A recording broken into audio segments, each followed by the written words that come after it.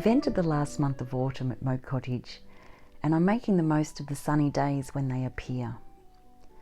There's a little bit of space in my vegetable garden still, so I think I'll plant some bunching onions. That's what's on the seed packet. I usually call them spring onions. You may call them scallions or long green onions. I already grow spring onions in a few large pots, but as I use them on a regular basis, it will be good to start some seeds in a new location as well. Every year I add a few new fruit trees or vines to the garden. This is my new navel orange tree. Fruit trees pay for themselves in the long run, even when they're in pots, but you do need to put time and love into them while they're establishing, especially if you have extreme hot, dry summers.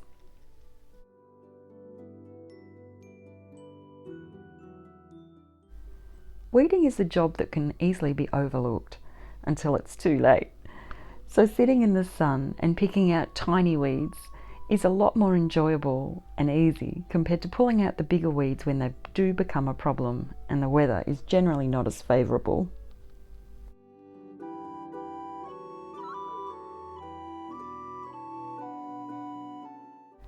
I ran out of room in my vegetable garden for all of the chilli plants that I'd grown from seed, so this one ended up in the 6-inch pot, and it actually happened to be the best chilli plant that I had for the season.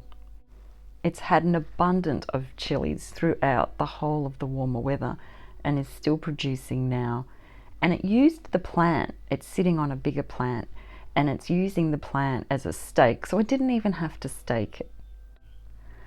So I'll be growing more chilies in pots in the upcoming spring. Because I've got it sitting on another pot, it literally took up no garden space at all.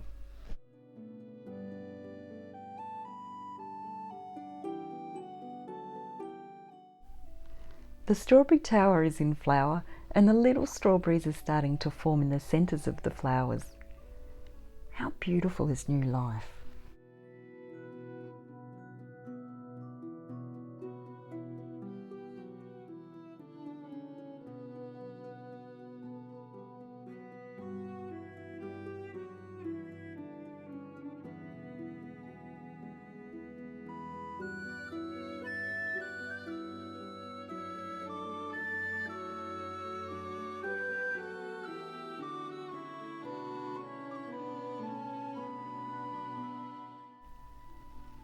The homestead is starting to slow down. I'm creating a cosier home in preparation for the winter. As the days get colder and shorter, we are spending more time inside. It has rained all night and it's quite cold today, so I've got the fires going and I've prepared some mulled wine to celebrate the first really cold day of the year. And in my second slow cooker, I've got pearl barley mushroom risotto. I can cook it throughout the day and it will be ready for dinner.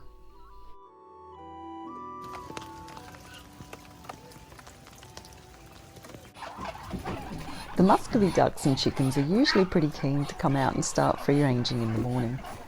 But because it's raining and they're not used to the rain, some of the girls have decided it's too wet to come out. Maybe I can entice them with these snails that I got last night in the rain.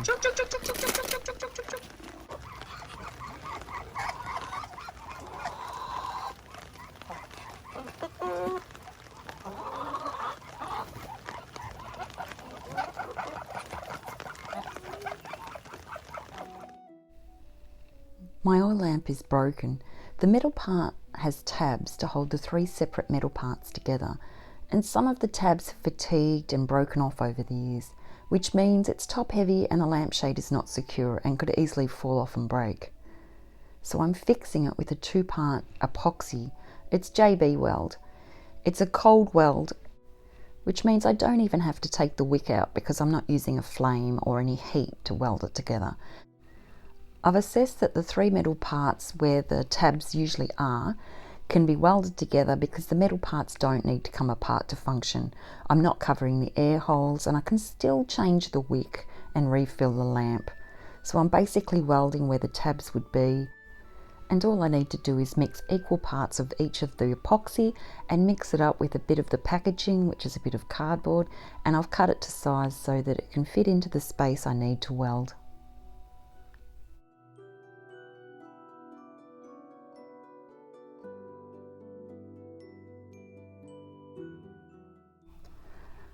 I'm someone who likes to do maintenance on the homestead to keep things from breaking, but occasionally it is inevitable that things will break, and it's good to fix them as soon as possible so you don't have a whole lot of broken projects that need to be done one day. And it feels good to have things fixed because then you're using them and you're getting the life out of them.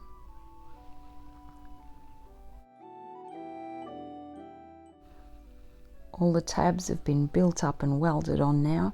I just need to make sure it's securely in place so it can set properly.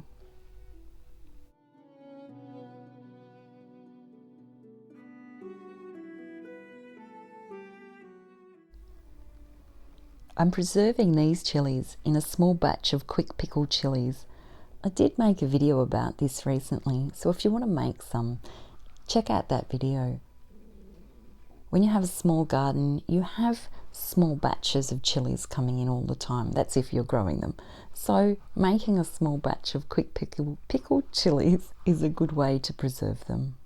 And if you have more, then you can water bath can them as well.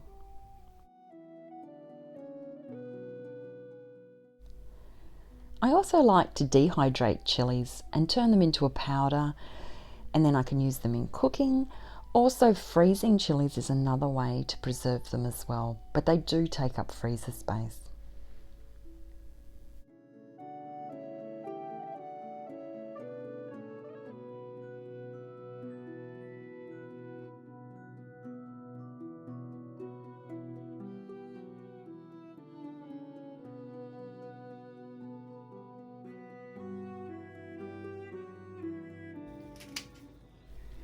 The plants in my garden have to add value to my life and my family's life, whether it's culinary, medicinal, and in this case, the chrysanthemums give us beauty.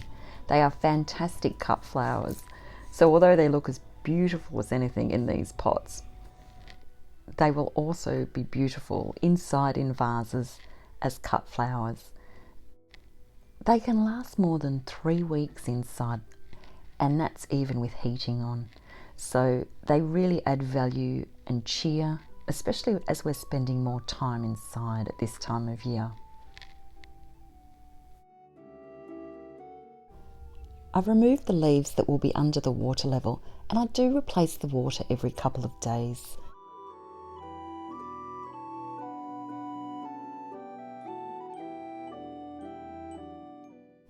The welds have cured and my lamp is ready to put back together.